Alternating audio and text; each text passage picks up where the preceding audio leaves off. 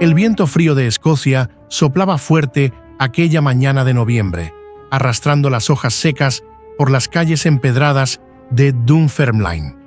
Un niño de apenas 12 años miraba a través de la ventana de una humilde cabaña, observando el cielo gris y sombrío, mientras soñaba con un futuro muy distinto al que la vida parecía haberle destinado. Ese niño era Andrew Carnegie, un nombre que con el tiempo se convertiría en sinónimo de riqueza, poder y ambición desmedida. Hoy, en este video, desentrañaremos la increíble historia de un hombre que cruzó el océano para cambiar su destino y, de paso, el de todo un país. Si te gustan las historias de poder, riqueza y ambición, quédate con nosotros y acompáñanos en este viaje al corazón del siglo XIX. Nacido el 25 de noviembre de 1835 en Dunfermline, Escocia, Andrew Carnegie creció en un entorno marcado por la pobreza y la creciente industrialización. La pequeña cabaña de una sola habitación que compartía con su familia reflejaba la dura realidad de la clase trabajadora escocesa. Su padre, William Carnegie, era un tejedor de lino que había visto sus habilidades artesanales ser rápidamente superadas por la maquinaria industrial. Mientras el rugido de las nuevas fábricas llenaba el aire, los tejedores como William perdían su lugar en la economía, sumiendo a la familia Carnegie en la desesperación. Margaret, una mujer fuerte y decidida, siempre creyó que el futuro de sus hijos no podía quedar anclado en Escocia. Ella creía en las oportunidades que ofrecía el Nuevo Mundo, y cuando la economía de su país se tornó insostenible, fue Margaret quien, en el frío invierno de 1848, tomó una decisión que cambiaría para siempre el destino de su hijo: emigrar a América. En un barco carguero, la familia Carnegie se embarcó hacia los Estados Unidos. A bordo, el aire era denso y pesado, el olor a sal y sudor impregnaba el ambiente. Las olas golpeaban con furia el casco de la embarcación, sacudiendo los sueños y las esperanzas de cientos de familias en busca de una vida mejor. Andrew, apenas un niño, contemplaba el horizonte sin poder imaginar lo que el Nuevo Mundo tendría reservado para él. Después de semanas de viaje, cuando finalmente llegaron a Pittsburgh, Pensilvania, la ciudad no era más que una amalgama de fábricas humeantes, ríos contaminados y un caos industrial en expansión. Lejos de la prosperidad prometida, la vida en América no era fácil para los inmigrantes. El dinero, al igual que en Escocia, era escaso y las condiciones laborales eran brutales. Margaret, sin perder tiempo, empujó a su joven hijo a tomar cualquier empleo que pudiera encontrar. A los 13 años, Andrew comenzó a trabajar como bobinador en una fábrica de algodón. El calor sofocante, el ruido ensordecedor de las máquinas y las interminables horas de trabajo resultaban agotadoras. Pero incluso en este entorno implacable, Andrew no se dejaba abatir. Él era diferente. Mientras sus compañeros caían rendidos al final de la jornada, Carnegie dedicaba sus ratos libres a leer y aprender. Sabía que la educación era la clave para escapar de la pobreza. Carnegie tenía algo que lo diferenciaba del resto: una ambición que no le permitía conformarse con ser solo uno más en la masa trabajadora, y sabía que su destino no estaba en esas fábricas.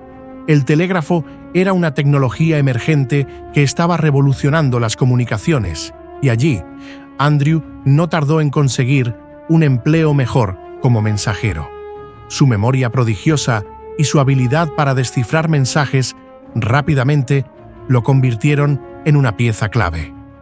Pero, más allá de su destreza técnica, lo que realmente lo separaba del resto era su capacidad para establecer conexiones con personas influyentes. Carnegie no solo entregaba mensajes, también escuchaba, aprendía y aprovechaba cada oportunidad para conocer a los hombres de negocios que utilizaban el telégrafo. Fue en este punto cuando conoció a Thomas Scott, el hombre que cambiaría su vida para siempre. Thomas Scott, un hombre influyente en la industria ferroviaria, vio en el joven Carnegie un talento único y lo tomó bajo su tutela.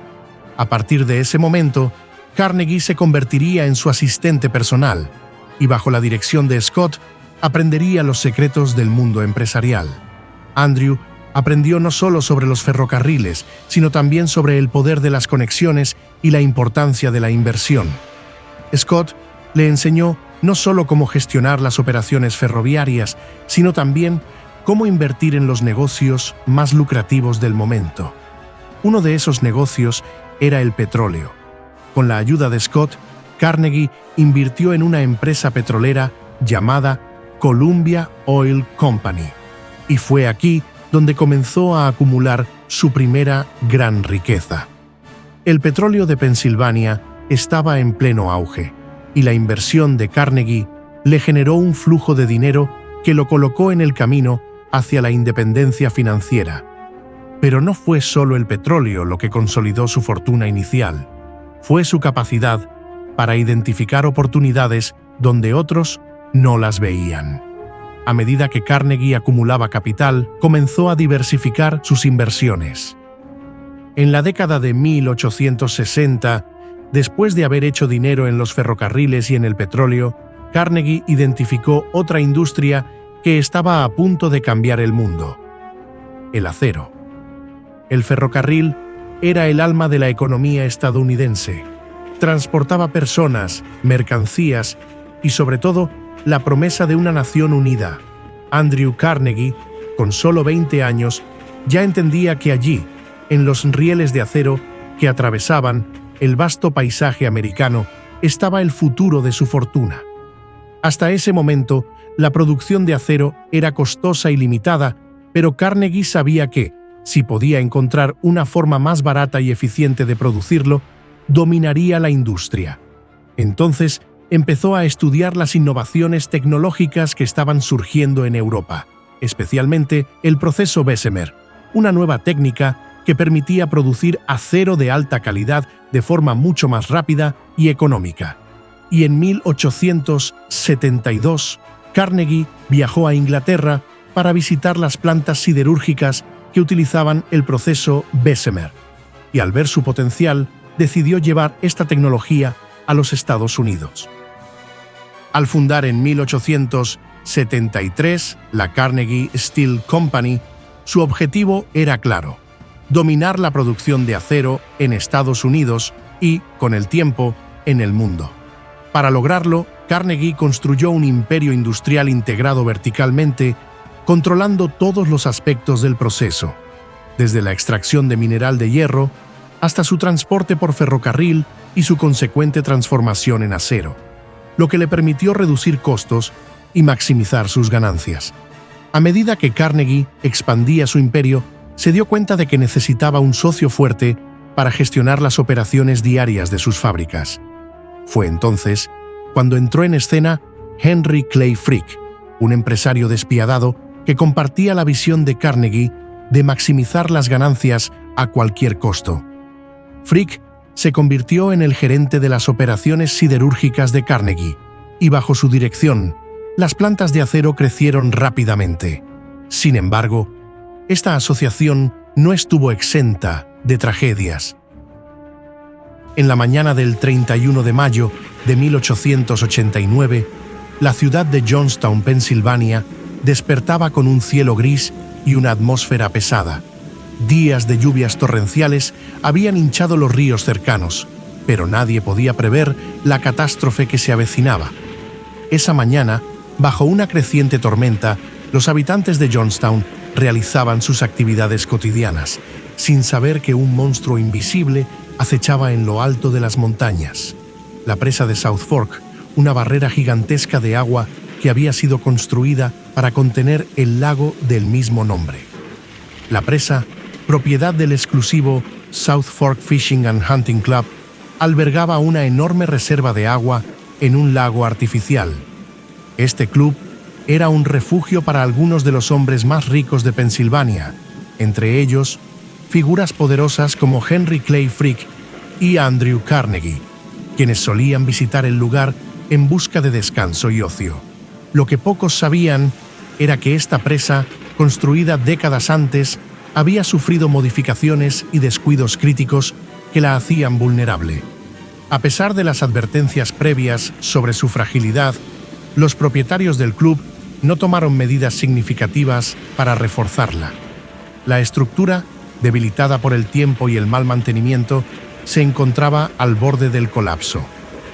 El agua seguía acumulándose, y a medida que las lluvias persistían, las esperanzas de que la presa resistiera comenzaron a desvanecerse. El ingeniero jefe, que había visitado la presa ese mismo día, sabía que la situación era crítica, pero era demasiado tarde. A las 3:10 de la tarde, tras horas de soportar la creciente presión, la presa de South Fork cedió. En un instante, millones de toneladas de agua rugieron hacia abajo, liberándose como un torrente imparable. La fuerza liberada era indescriptible. Una pared de agua de más de 12 metros de altura avanzaba a una velocidad aterradora por el estrecho valle que descendía hacia Johnstown. El sonido del colapso resonó como un trueno, y a medida que el agua ganaba velocidad, arrasaba con todo a su paso. Árboles, rocas, casas, puentes, nada podía detener la furia del diluvio. Mientras la pared de agua recorría los 23 kilómetros hasta Johnstown, destruía pequeños pueblos en su camino como si fuesen castillos de arena. La furia de la naturaleza se desató con una violencia que nadie en la región había experimentado jamás. A las 4:07 de la tarde, la ola asesina alcanzó Johnstown, y en cuestión de segundos, la ciudad quedó sumergida bajo toneladas de escombros y agua sucia. Las casas fueron arrancadas de sus cimientos, los edificios se derrumbaron como fichas de dominó y los gritos de desesperación llenaron el aire. Las personas intentaban escapar, pero no había a dónde correr. Familias enteras fueron barridas por el torrente. Hombres, mujeres y niños fueron arrastrados como muñecos por la furia del agua. El desastre no terminó con la inundación. Mientras la corriente avanzaba, una enorme cantidad de escombros, maderas, muebles e incluso vagones de tren se acumuló en el puente de piedra que cruzaba el río Conemaugh a la salida de la ciudad. Allí, los escombros, atrapados por la estructura del puente, formaron una especie de dique improvisado que bloqueó el flujo de agua, y entonces, en medio de este caos, una chispa se encendió y el montón de restos atrapados comenzó a arder. Las llamas consumieron a personas que aún estaban vivas, atrapadas en el amasijo de madera y metal. Era como si la tragedia no tuviera fin. De las más de 2.200 personas que murieron, muchas perecieron en ese macabro incendio. Aunque Andrew Carnegie no se encontraba en la región en ese momento, la tragedia de Johnstown lo alcanzó rápidamente. El desastre no solo dejó una marca imborrable en la historia de Pensilvania, sino también manchó su reputación, y muchos lo culparon por no haber invertido lo suficiente en el mantenimiento de la presa. La catástrofe de Johnstown fue una de las peores desgracias naturales en la historia de Estados Unidos, con más de 2.200 personas perdiendo la vida. Para el público, el desastre de Johnstown fue un recordatorio de la desconexión entre los ricos industriales y las vidas de las personas comunes. Aunque Carnegie no emitió una disculpa pública directa, su reacción al desastre fue silenciosa pero significativa. Profundamente afectado por la magnitud de la tragedia, Carnegie donó una gran suma de dinero para la reconstrucción de Johnstown y para ayudar a las familias que habían perdido todo. Aunque algunos vieron esto como un intento de redimirse, la donación no fue suficiente para borrar las heridas abiertas.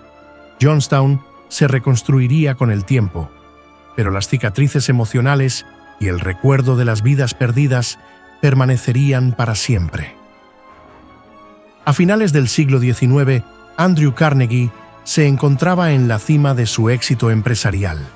Su compañía, Carnegie Steel, era la productora de acero más grande del mundo. Sin embargo, la presión por mantener los costos bajos y maximizar las ganancias era constante. La competencia en el mercado del acero se intensificaba y Carnegie sabía que cualquier aumento en los salarios o concesiones a los trabajadores podría poner en peligro su posición de dominio. El rugido del acero en Homestead, Pensilvania, se oía desde kilómetros de distancia. Las chimeneas de la planta de Carnegie Steel vomitaban columnas de humo negro, en una ciudad donde el hierro y el acero eran más que metales fundidos. Eran la columna vertebral de una comunidad trabajadora que, día a día, soportaba condiciones brutales y salarios miserables. En junio de 1892, Henry Frick, quien había sido nombrado presidente de la compañía, anunció una drástica reducción de salarios y se negó a renovar el contrato colectivo que los trabajadores tenían con la empresa. Esto encendió la chispa que desató una huelga entre los trabajadores. Bajo esas circunstancias, la relación entre la dirección de Carnegie Steel y los trabajadores de Homestead, que estaban afiliados a la Asociación Amalgamada de Trabajadores del Hierro y el Acero, se volvió tensa. Los trabajadores exigían mejores condiciones laborales y salarios más altos, en respuesta al peligro y las largas horas que soportaban diariamente. Bajo un sol abrasador de principios de verano, los huelguistas se reunían en la entrada de la planta de acero, determinados a impedir que Frick trajera reemplazos para ocupar sus puestos. Frick, previendo que la huelga se intensificaría, tomó una decisión que tendría consecuencias desastrosas. Contrató a la agencia de detectives Pinkerton, una organización privada conocida por su violencia en la represión de movimientos sindicales. Frick no solo quería romper la huelga, sino también imponer un control total sobre la planta de Homestead. El plan era simple: enviar a los agentes de Pinkerton para proteger a los rompehuelgas y retomar el control de las instalaciones. Pero los trabajadores de Homestead, advertidos de los movimientos de Frick, se organizaron rápidamente. Sabían que la llegada de los Pinkerton sería el preludio de un enfrentamiento violento. Los trabajadores, en su mayoría inmigrantes europeos que dependían de sus salarios para mantener a sus familias, no tendrían más opción que luchar. Cuando las tensiones comenzaron a escalar, Carnegie se encontraba disfrutando de unas vacaciones en su finca en Escocia y dejó la gestión de la situación en manos de Frick, confiando en que su socio podría manejar el conflicto de acuerdo con los intereses de la empresa. Pero Henry Frick no estaba dispuesto a ceder terreno. Frick, conocido por su enfoque despiadado y su inclinación hacia las tácticas duras, consideraba que conceder cualquier mejora sería un signo de debilidad. En su visión, los negocios se manejaban con puño de hierro.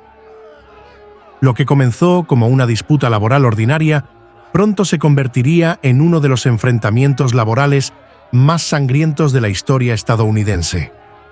El 6 de julio de 1892, antes del amanecer, un grupo de alrededor de 300 agentes de Pinkerton intentó entrar en la planta de Homestead a través del río Monongahela, llegando en barcazas bajo la protección de la oscuridad.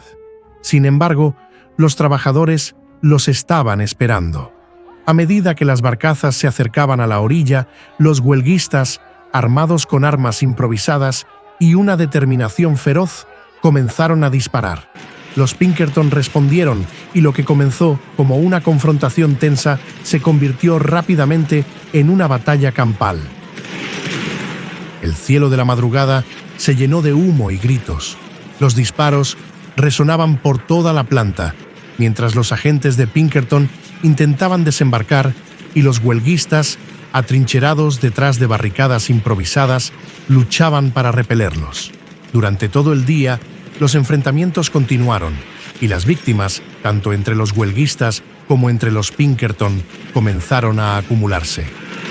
Finalmente, después de horas de enfrentamiento, los Pinkerton se rindieron. Humillados y maltratados, fueron escoltados fuera de la ciudad por una multitud enfurecida de trabajadores y sus familias, muchos de los cuales habían perdido a amigos o seres queridos en la lucha. Las aguas del río Monongahela, teñidas de rojo por la sangre derramada, se convirtieron en un triste símbolo del conflicto. Pero la victoria de los huelguistas fue efímera. Henry Clay Frick no estaba dispuesto a aceptar la derrota. A pesar del fracaso de los Pinkerton, su determinación de aplastar la huelga no había flaqueado. Con el respaldo del gobernador de Pensilvania, Frick solicitó la intervención de la Guardia Nacional. Apenas una semana después del enfrentamiento en Homestead, 8.000 soldados fueron desplegados en la ciudad, armados y listos para imponer el orden.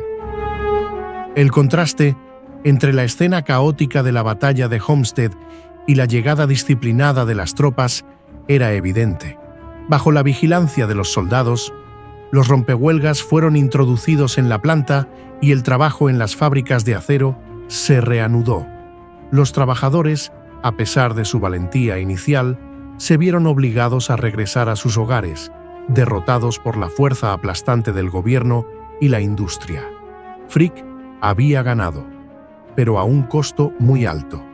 La brutal represión de la huelga manchó su reputación y, por extensión, la de Andrew Carnegie. Aunque Carnegie intentó distanciarse de los hechos, los críticos señalaron que, como dueño de la empresa, tenía la responsabilidad última de lo sucedido. Durante meses, la prensa cubrió el conflicto, condenando las tácticas de Frick y destacando el sufrimiento de los trabajadores de Homestead. Andrew Carnegie, desde su retiro temporal en Escocia, siguió de cerca los eventos de Homestead a través de cartas y telegramas. Aunque confiaba en Frick para manejar la situación, la brutalidad de la huelga y las muertes que resultaron de ella lo afectaron profundamente. Carnegie, quien había cultivado una imagen pública de filántropo y defensor del progreso social, sabía que su legado estaba en juego. La contradicción entre los ideales que Carnegie predicaba sobre la responsabilidad de los ricos de mejorar la vida de los trabajadores y las acciones de su empresa en Homestead eran evidentes. Aunque se presentaba como un hombre progresista dispuesto a mejorar la sociedad, la realidad de Homestead revelaba una verdad más oscura. Para mantener su imperio, estaba dispuesto a permitir que se emplearan tácticas despiadadas contra los mismos trabajadores cuyo bienestar decía querer mejorar. El conflicto también dejó cicatrices en la relación entre Carnegie y Frick. Aunque Frick había cumplido con su deber de proteger los intereses de la compañía, la brutalidad con la que manejó la huelga generó tensiones entre ambos. A lo largo de los años siguientes, la relación entre Carnegie y Frick se deterioró, culminando finalmente en una amarga ruptura. La vida de Andrew Carnegie estaba marcada por el contraste. Mientras su nombre resonaba en el mundo industrial como el rey del acero, su vida personal estaba regida por una especie de dualidad, una lucha interna entre la acumulación de riqueza y el deseo de redimirse a través de ideales más elevados. A medida que su imperio crecía, también lo hacía su inquietud personal. El matrimonio, la familia y los sueños que había pospuesto durante tantos años comenzaron a ocupar sus pensamientos. Y en lo más profundo de su ser, Carnegie enfrentaba una verdad dolorosa. Había levantado su imperio a costa de la sangre y el sudor de los trabajadores, que muchas veces apenas podía sobrevivir. A pesar de su éxito y fama, Andrew Carnegie no se casó hasta los 51 años. Su retraso en formar una familia no fue casualidad, pues durante gran parte de su vida adulta, Carnegie vivió bajo la sombra de su madre. Para él, su madre siempre fue su mayor fuente de inspiración y, al mismo tiempo, una figura dominante. Margaret había sacrificado todo para que su hijo pudiera prosperar en América, y Andrew sentía una deuda de lealtad hacia ella. A menudo decía que no se casaría mientras su madre estuviera viva, una promesa nacida del respeto y el amor que le tenía. Margaret Carnegie falleció en 1886 y solo después de su muerte, Andrew permitió que el matrimonio entrara en su vida. Al año siguiente, en 1887, contrajo matrimonio con Louise Whitfield, una mujer de 21 años más joven que él, pero cuya paciencia y comprensión habían forjado una conexión profunda. Louise provenía de una familia acomodada pero no aristocrática, y compartía muchos de los ideales que Carnegie defendía, especialmente su creencia en la filantropía y el papel de la riqueza como herramienta de mejora social. A pesar de la diferencia de edad, el matrimonio de Andrew y Louise fue una relación armoniosa y amorosa. Tuvieron una única hija, Margaret Carnegie, a quien nombró en honor a su madre y quien fue el centro de sus vidas. Andrew, conocido por su energía imparable en los negocios, encontró en su familia un remanso de paz. A menudo se retiraba a su hogar para disfrutar de momentos tranquilos con Louise y su hija, quienes lograban suavizar su carácter impetuoso. Louise, por su parte, se convirtió en su consejera personal y sus opiniones influyeron en muchas de las decisiones importantes que Carnegie tomó en su vida posterior. A medida que Carnegie envejecía, sus pensamientos sobre el poder y la responsabilidad del dinero se volvieron más complejos. Y el 2 de marzo de 1901, Andrew Carnegie tomó una decisión que cambiaría el curso de su vida: vender su imperio siderúrgico. Era una fría mañana de marzo en Nueva York y una ligera neblina cubría la ciudad como un manto. La atmósfera, cargada de humedad, dejaba entrever los rascacielos en construcción como gigantes emergentes de la tierra. En una oficina ubicada en el centro de Manhattan, Andrew Carnegie, de 66 años, se encontraba solo por un momento, observando el horizonte desde la ventana de su imponente despacho. La vista que tenía ante sus ojos era el reflejo del país que había ayudado a construir. Una tierra de fábricas humeantes y ferrocarriles en expansión, con el acero como cimiento de todo lo visible. El imperio que había construido con sus propias manos, que había moldeado con su ambición y su astucia, cambiaría de manos. JP Morgan, el magnate financiero más poderoso de la época, estaba listo para firmar los documentos que lo convertirían en el propietario del mayor productor de acero del mundo.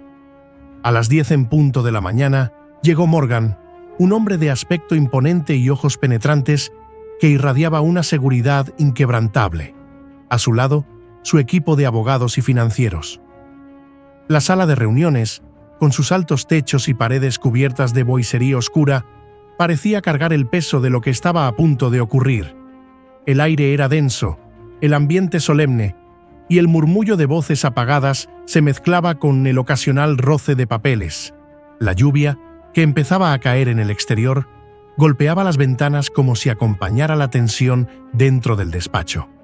Carnegie observaba desde su asiento, su apariencia seria pero sereno, mientras las manos de Morgan recorrían los documentos que sellarían el destino de su empresa.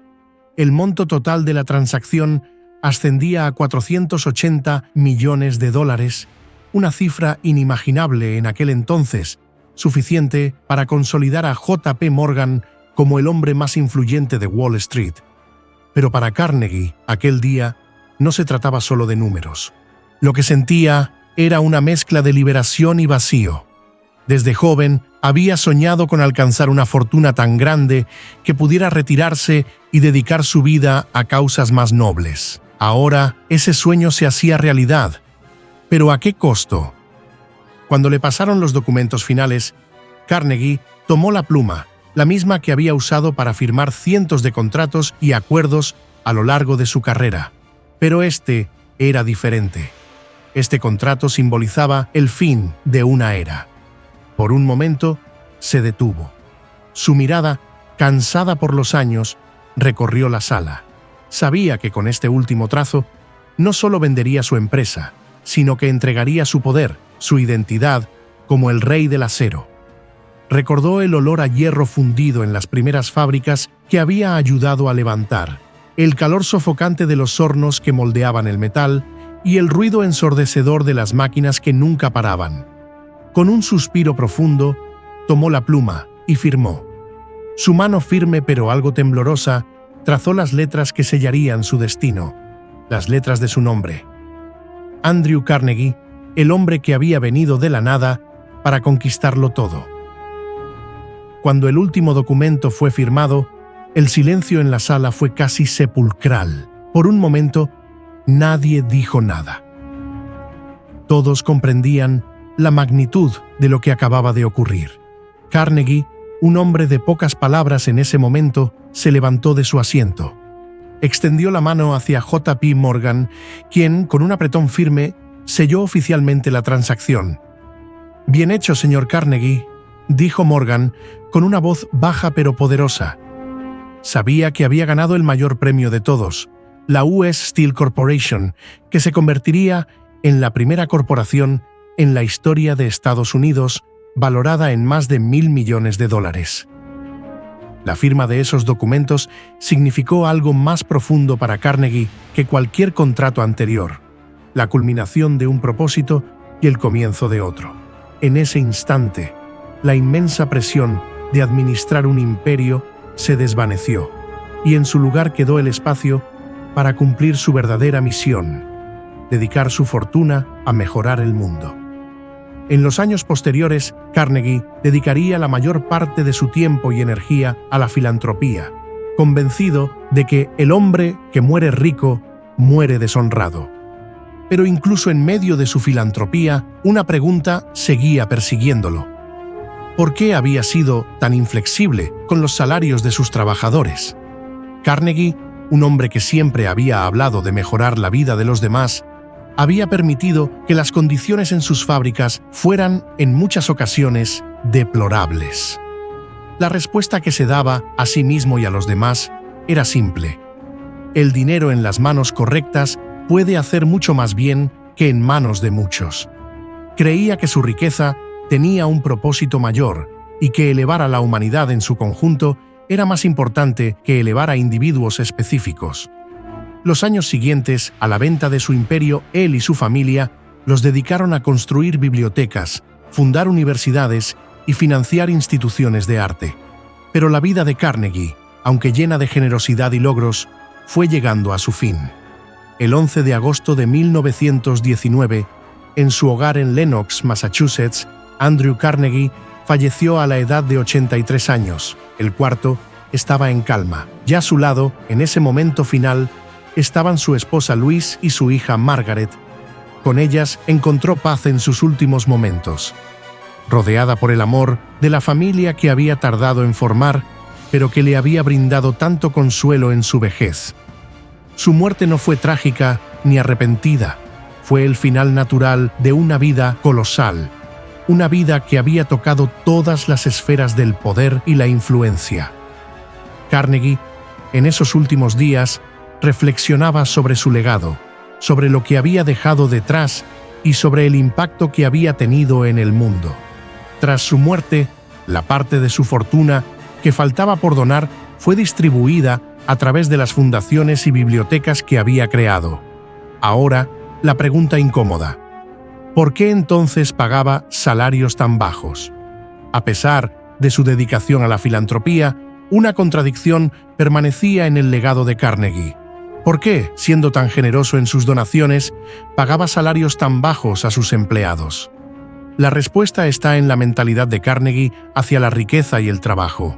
Para él, el éxito empresarial requeriría la maximización de la eficiencia y la reducción de costos. Creía que los trabajadores debían ser responsables de su propio progreso y que el papel del empresario era proporcionar oportunidades, sin necesidad de condiciones laborales ideales. En su visión, el capital acumulado por los industriales era una herramienta más poderosa para el bien social que los salarios individuales. Si bien esto justificaba, en su mente, la explotación laboral, muchos críticos vieron en esta lógica una hipocresía que empañaba su filantropía. Aunque dedicó su fortuna a mejorar la vida de los demás, muchos de sus trabajadores vivieron y murieron en la pobreza.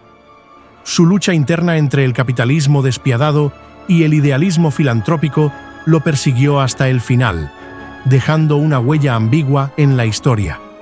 Carnegie, aunque criado en un hogar presbiteriano, nunca fue un hombre profundamente religioso. Creía más en el poder de la humanidad y el progreso que en los dogmas religiosos tradicionales. En su familia, su esposa Louise y su hija Margaret continuaron su legado de filantropía y hoy en día los descendientes de Carnegie viven vidas privadas, alejadas del estatus de celebridades que acompañaron a Andrew en su vida.